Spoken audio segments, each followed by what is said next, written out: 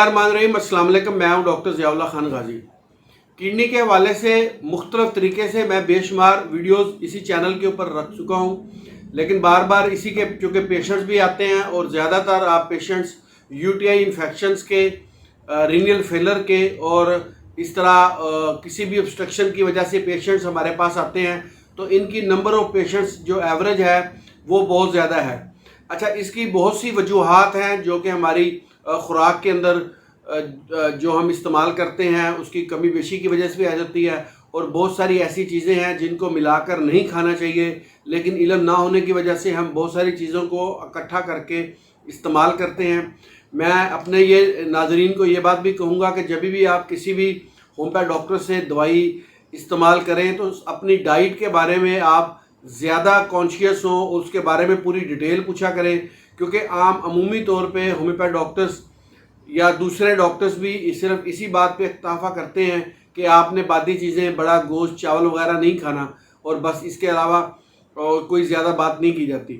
लेकिन इसकी एक मुकम्मल डाइट, एक प्लान है कि अगर आप उसके मुताबिक आप रखेंगे तो ठीक आप किडनी के पेशेंट नहीं बनेंगे।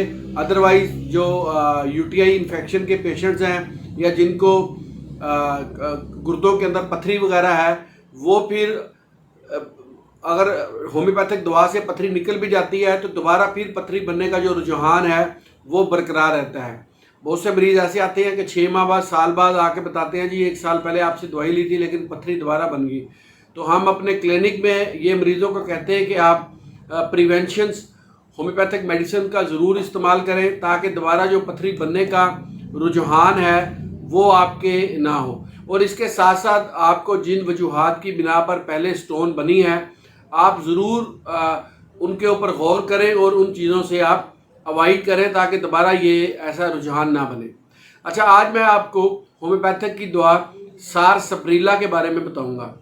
इसकी अलामात के अंदर ये है कि इसमें यूरिन करते हुए बहुत तकलीफ़ होती है, दर्द होती है, रुक रुक के पेशाब आता है और ब्लैडर पूरी तरीके से साफ़ नहीं होता और पेशाब के अंदर जलन भी होती है और तकलीफ़ भी होती है। ऐसे मरीज़ों को जब अल्ट्रासाउंड करवाया जाता है तो इनको बाइलैटरल या यूनिलैटरल किडनीज़ के अंदर कंक्रेशंस वगैरह अल्ट्रासोनोग्राफर बताता है कि भी आपके कंक्रेशन है जिसकी वजह से ऐसे होती है।